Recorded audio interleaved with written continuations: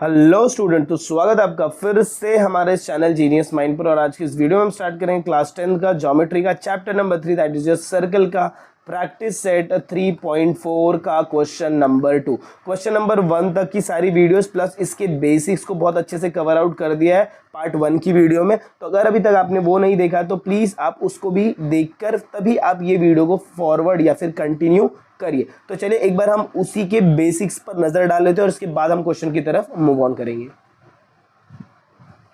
Topics to be studied की अगर मैं बात करूं तो टॉपिक्स टू बी स्टडीड में ये हमारा 3.1 का टॉपिक था जो हमने पढ़ा है। 3.2 के टॉपिक्स हैं, सारे के सारे बेसिक्स मैं हर एक वीडियो में बताते ही जा रहा हूँ।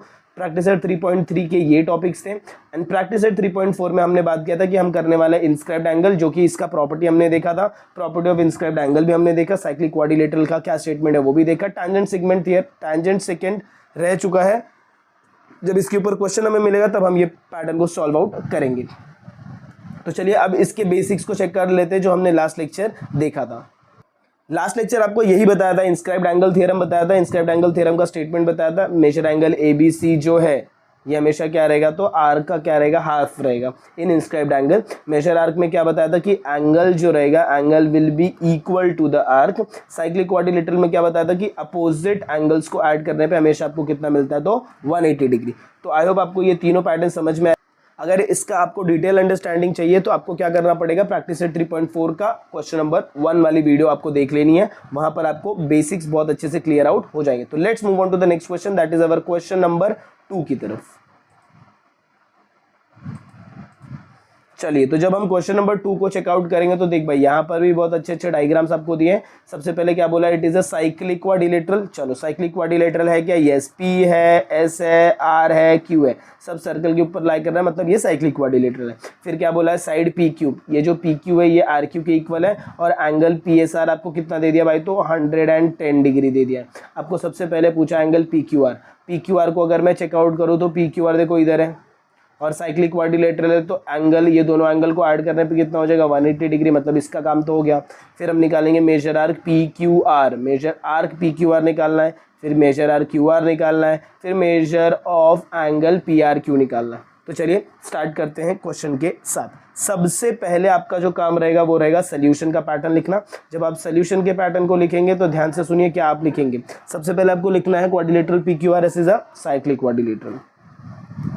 Quadrilateral PQRS is a cyclic quadrilateral. Done. अगर ये साइक्लिक क्वाड्रिलेटरल है तो इसके अपोजिट एंगल्स को ऐड करने पे कितना आएगा, 180 डिग्री। मतलब क्या, angle PSR plus angle PQR is equal to कितना हो जाएगा, तो भाई 180 डिग्री हो जाएगा। और रीजन आप क्या लिखेंगे, तो अपोजिट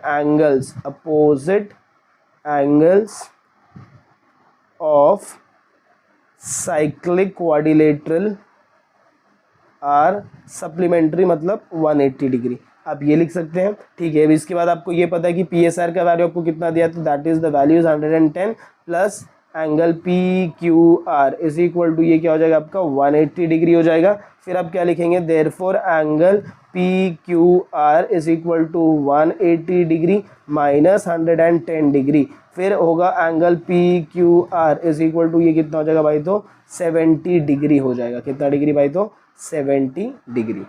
आई होप आपको ये पता चल गया कि यहाँ पर ये जो PQR का वैल्यू इसका कितना आ जाएगा भाई, तो 70 डिग्री।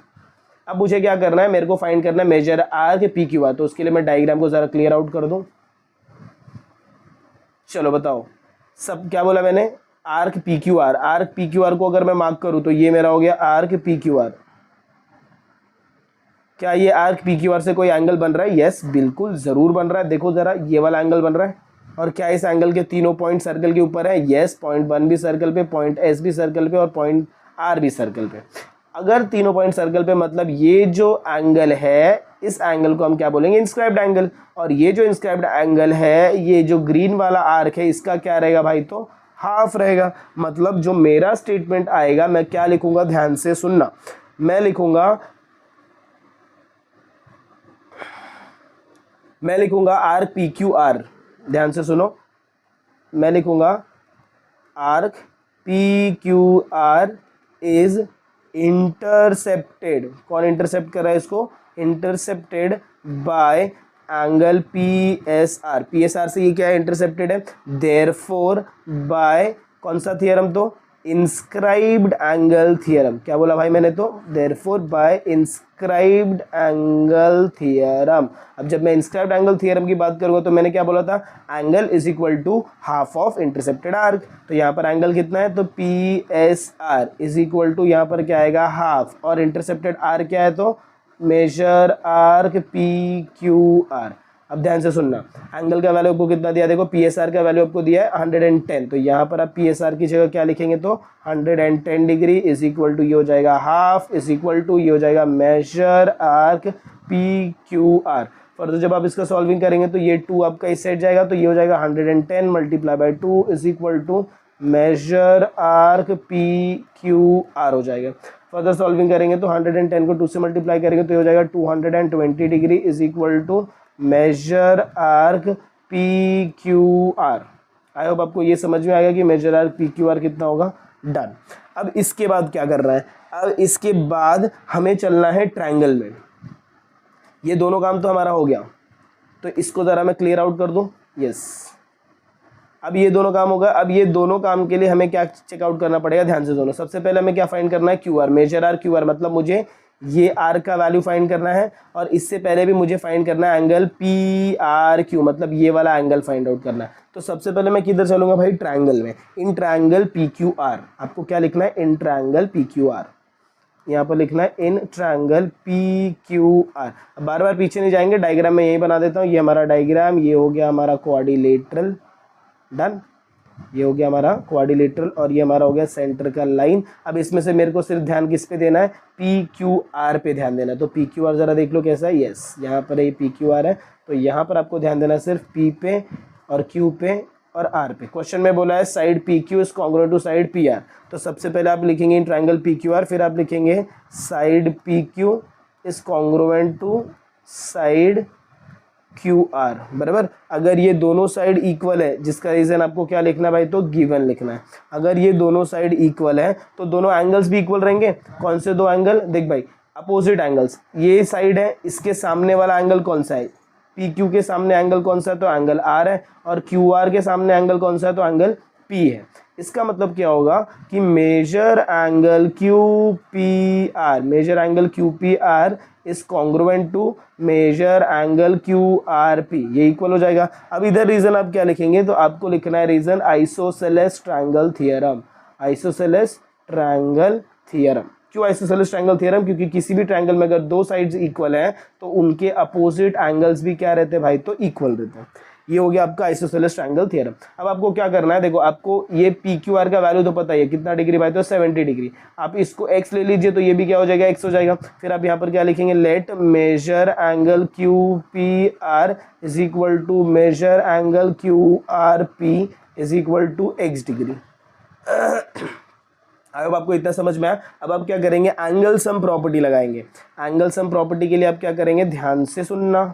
सबसे पहले आप लिखेंगे मेजर एंगल QPR, फिर प्लस मेजर एंगल QRP, बराबर। QPR plus measure angle QRP plus measure angle, center वाला एंगल कौन सा है, तो PQR है। कितना है भाई, तो PQR इज इक्वल टू कितना डिग्री, तो 180 डिग्री। अब जब मैं सब्स्टिट्यूट करूंगा तो QPR, ये दोनों की जगह तो मैंने x ले लिया, तो ये हो जाएगा x प्लस QPR की जगह मैं लिखूंगा 70 degree is equal to 180 degree. Further solving करेंगे तो x प्लस x 2x हो जाएगा, और ये 70 दूसरे साइड जाएगा तो क्या होगा, 180 डिग्री माइनस 70 डिग्री, मतलब क्या कि 2x इज इक्वल टू 110। तो यहाँ पर हो जाएगा 2x इज इक्वल टू ये हो जाएगा 110 डिग्री। फिर x का वैल्यू कितना आ जाएगा भाई, तो 110 डिग्री डिवाइडेड बाई 2। अब जब मैं इसको सॉल्व करूँगा तो x का वैल्यू मुझे कितना मिल जाएगा भाई, तो 55 डिग्री। x का वैल्यू कितना मिल गया, 55 डिग्री। इसका मतलब क्या कि ये दोनों एंगल का वैल्यू कितना है भाई, तो 55 डिग्री है। मतलब क्या, angle QPR is equal to angle QRP is equal to 55 degree. अब इसमें आपको एक आंसर चाहिए था, दैट इज योर QRP वाला आंसर, वो आपको मिल चुका है। देखो ये वाला एंगल अगर आप देखो तो PRQ ये आपको मिल चुका है। अब आपको फाइंड करना है मेजर आर QR। अब चेकआउट करिए, QR इधर है और QR से अगर मैं देखूँ तो ये वाला जो एंगल बन रहा है, क्या ये दोनों आर्क को ज्वाइन कर रहा है, यस। और इसके तीनों पॉइंट्स किधर है, तीनों पॉइंट सर्कल के ऊपर है, मतलब ये हो गया आपका इंस्क्राइब्ड एंगल और ये हो गया इसका इंटरसेप्टेड आर्क। याद रखो ऐसे ऐसे डायग्राम्स आपको ढूंढने हैं।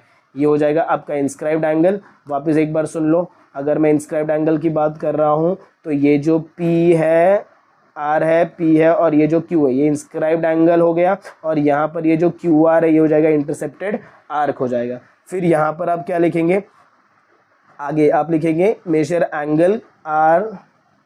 वापस इसके लिए डायग्राम बना दूं क्या, तो आपको और क्लियर अंडरस्टैंडिंग हो जाएगी। तो एक और डायग्राम चलो चेक कर लीजिए। देखो यहाँ पर आप क्या करेंगे, सबसे पहले तो आप क्वाड्रिलेटरल आप अपना बना लीजिए। बनाने के बाद ये हो जाएगा आपका P, ये हो जाएगा आपका Q और ये हो जाएगा आपका R। डन। अब यहाँ से आपको क्या करना है, एक लाइन आप ड्रॉ कर लेना है।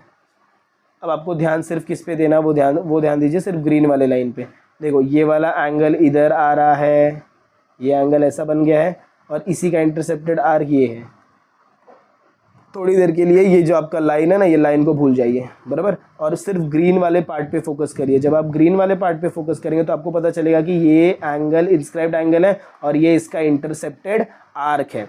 तो आप जो लिखेंगे आपका वो स्टेटमेंट क्या रहेगा, वो ध्यान से सुनो। आप लिखेंगे measure arc Q R, measure arc Q R is intercepted by angle QPR, is intercepted by angle QPR। अच्छा, अगर इंटरसेप्टेड है QPR से तो आप क्या लिख देंगे statement, therefore measure angle QPR is equal to half of measure arc QR, half of measure arc QR। QR मतलब आप इसको कैसे लिखेंगे, ऐसे लिखेंगे। आई होप आपको इतना समझ में आ गया कि हम क्या करेंगे। डन।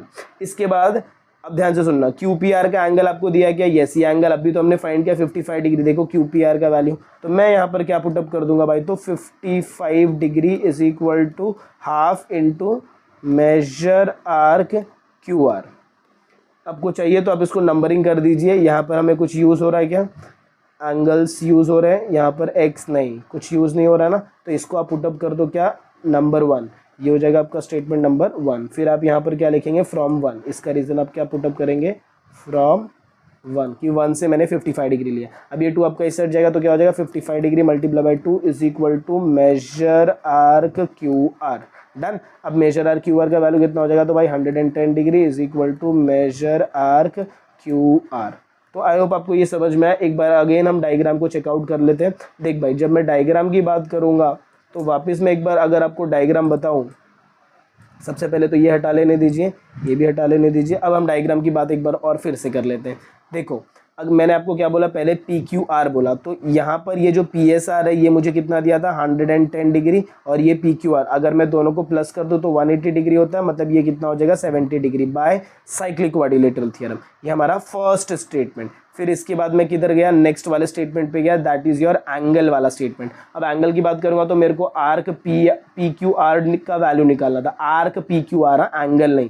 और इसके लिए मैंने कौन से एंगल को यूज़ किया, तो मैंने यूज़ किया inscribed angle, that is your P से S और S से R। तो ये एंगल हमेशा इस आर का क्या रहेगा, तो हाफ रहेगा। तो यहाँ से हमें इसका वैल्यू मिल गया by using inscribed angle theorem. फिर इसके बाद हम किधर गए, हम गए ट्रायंगल पे। ट्रायंगल की बात, ये वाले ट्रायंगल की बात मैंने शुरू की, जिसके अंदर आपको ये एंगल 70 डिग्री पता था, ये साइड इसके इक्वल गिवन है, तो हमने इसको क्या लिया x और इसको भी क्या ले लिया, x ले लिया। पूरा वैल्यू को सॉल्व किया तो x का वैल्यू निकला 55 डिग्री, मतलब ये वाला एंगल आपको चाहिए था। कौन सा वाला भाई, तो ये रेड वाले एंगल आपको चाहिए थे, तो 55 मिल गए। फिर ये RQR निकालने के लिए आपने क्या लगा दिया भाई, तो इंस्क्राइब्ड एंगल थ्योरम। डन। ऐसे आपका ये क्वेश्चन पूरा का पूरा अच्छे से क्लियर आउट हो जाता है। तो आई होप आपको क्वेश्चन समझ में आ रहेगा। Let's move on to the next question, that is our question number 3 की तरफ। चलिए, जब हम क्वेश्चन नंबर 3 को चेकआउट करेंगे तो यहाँ पर क्या बोला, quadrilateral MRPN is a cyclic. अच्छा, साइक्लिक मतलब साइक्लिक क्वाड्रिलेटरल है। फिर find measure of angle R and angle N। तो सबसे पहले आपको क्या करना है, एक सर्कल ड्रॉ करना है, सर्कल के अंदर आपको ड्रॉ करना है एक क्वाड्रिलेटरल, बराबर। सर्कल के अंदर आपको क्या ड्रॉ करना है भाई, तो एक क्वाड्रिलेटरल ड्रॉ करना है, जो कि आपका साइक्लिक क्वाड्रिलेटरल। तो नाम दीजिए, ये M हो गया, ये R हो गया, ये P हो गया, ये N हो गया, बराबर। अब इसमें अपोजिट एंगल्स अगर आप चेक करें तो M और P है और यहाँ पर R और N है। तो क्या आपको वैल्यू किसका दिया, देखो आपको R का वैल्यू दिया, आपको N का वैल्यू दिया। इसका मतलब क्या, ये दोनों को ऐड करने पे कितना आएगा, 180 degree by inscribed by cyclic quadrilateral theorem. तो सबसे पहले आप स्टार्ट क्या करेंगे भाई, तो सोल्यूशन। आपको क्या लिखना है, सोल्यूशन। फिर आप सोल्यूशन में लिखेंगे quadrilateral MRPN is a cyclic quadrilateral. अगर ये साइक्लिक क्वाड्रिलेटरल है therefore angle R plus angle N is equal to 180 degree. Reason क्या आएगा, अपोजिट एंगल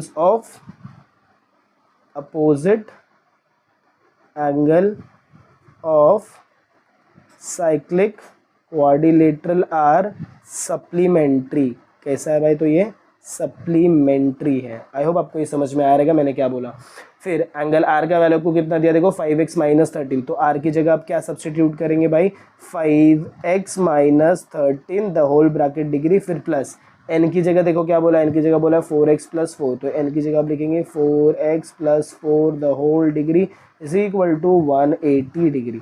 अब इसको आप सॉल्व करेंगे, बेसिक कैलकुलेशन है जो आप अलजेब्रा में करते हैं। आप इसको ब्रैकेट ओपन करिए, 5x minus 13 plus 4x plus 4 is equal to 180 degree, बराबर। अब ये 5x और ये 4x, मतलब ये दोनों को आपका जोड़ी बनेगा because this two are like terms. तो जब मैं ये दोनों को ऐड करूंगा 5x प्लस 4x, तो ये हो जाएगा 9x। फिर यहाँ पर बचेगा minus 13 plus 4 is equal to 180 degree. Further solving करेंगे तो याद रखो कैसे सॉल्व होगा। ये देखो ये 9x हो गया, प्लस माइनस माइनस 13 माइनस 4 अगर मैं करता हूँ तो मेरे को आंसर आता है minus 9 is equal to your 180 degree. अब कौन लाइक टर्म है ज़रा बताएंगे। देखो ये और ये लाइक टर्म से, क्योंकि इनके पास कोई भी वेरिएबल नहीं है, तो ये वाला वैल्यू इस साइड शिफ्ट आउट हो जाएगा। तो मेरे पास इक्वेशन बचेगा 9x is equal to 180 degree plus 9, मतलब ये क्या हो गया 9x is equal to 189 degree. Further solving करूंगा तो स्टेटमेंट हो जाएगा x is equal to 189 degree divided by 9। अब जब मैंने इसको सॉल्व आउट किया तो मेरे को x का वैल्यू कितना मिल गया भाई, तो 21 डिग्री। जब आप इसको कट करेंगे तो 21 डिग्री कैसे मिलेगा 21 डिग्री, ध्यान से देखो। जब हम इसको यहाँ से कट करेंगे 9 1 ज़ा 9, 9 2 ज़ा 18, फिर वापस 9 1 ज़ा 9, डन, तो ये हो जाएगा 21 डिग्री। ये तो हमें x का वैल्यू मिल गया, बट हमें फाइंड क्या करना है, हमें फाइंड करना है measure of angle R and angle N। अब इसके लिए क्या करेंगे, ध्यान से सुनिए। सबसे पहले आप यहाँ पर क्या लिखेंगे, angle R is equal to क्या बोला है, तो भाई 5x माइनस 13 बोला है। अब x की जगह आप पुटअप करेंगे कि कौन सा वैल्यू, तो ये 21 वाला वैल्यू, तो ये हो जाएगा आपका 5। फिर x की जगह आप क्या पुटअप करेंगे भाई, तो 21। फिर यहाँ पर क्या आएगा माइनस 13। आई होप आपको समझ में आया कि मैंने क्या किया। 21 को अगर मैं सब्सटीट्यूट करूँगा तो मेरे को वैल्यू कितना मिल जाएगा, मल्टीप्लाई करूँगा 5 से तो मेरे को वैल्यू मिलेगा 105 माइनस 13। अब जो 105 को माइनस 13 करेंगे the value is going to be 92 degree. मतलब क्या, measure angle R is equal to 92 degree. इसके साथ अब मुझे क्या फाइंड करना है, n फाइंड करना है। n का मेजरमेंट है 4x प्लस 4 डिग्री। तो यहाँ पर आप क्या लिखेंगे, एंगल n।